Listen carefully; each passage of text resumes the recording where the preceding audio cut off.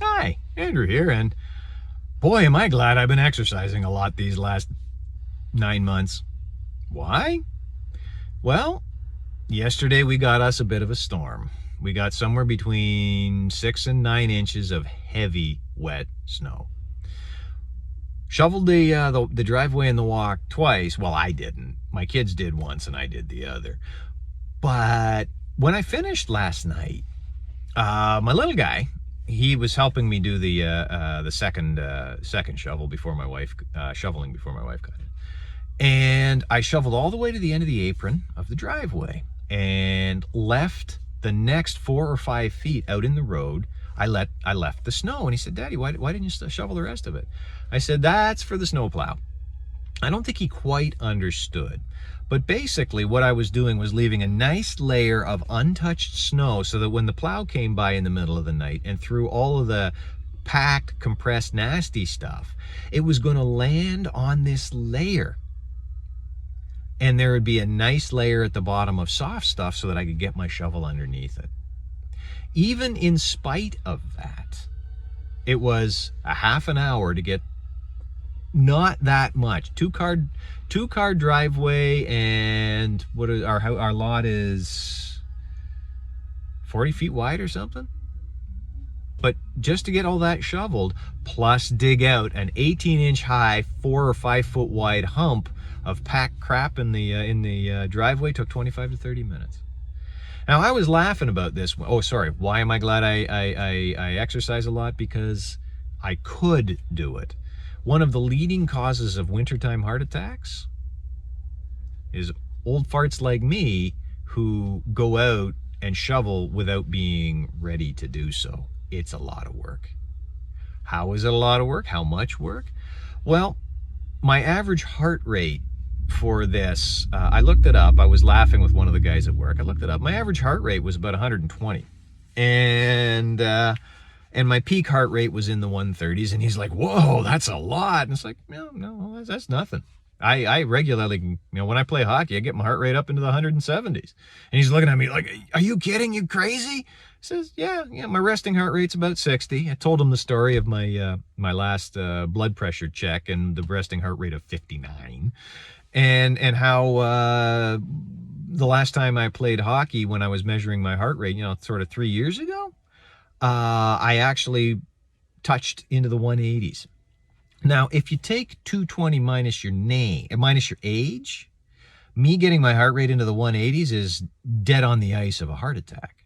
And Patrick, I think it was, "Oh, be careful, dude. I love these conversations. I don't want you to have a heart attack." It's like, don't worry about it.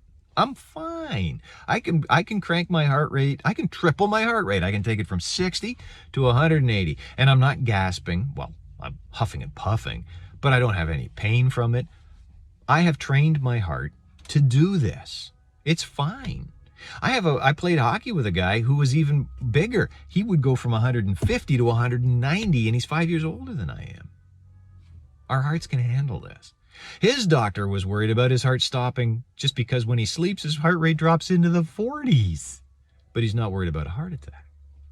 All of this comes from being in shape. What have I talked about? I've been in shape my whole life, and it's a matter of pride. It's a matter of enjoyment. It's a matter of keeping my head exercised. Keep my head exercised into being into relatively good space.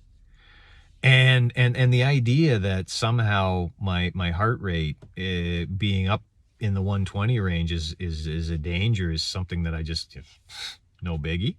And I mean, Patrick looks at me, he says, "No, marathoners, like their heart rate's 40 and it never gets above 110.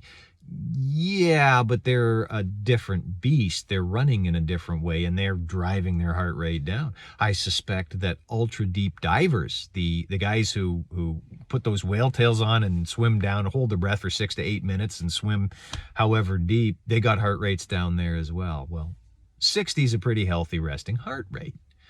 And doubling it to 120, I mean, why would I be the slightest bit concerned? I'm actually the opposite direction. If I'm exercising and my heart rate's not getting up there, I'm not happy. A long time ago, I got to look it up again. I looked at the aerobic zones. The low aerobic, medium aerobic, and intense aerobic and anaerobic. And how fast your heart is going determines what's happening. Are you burning fat?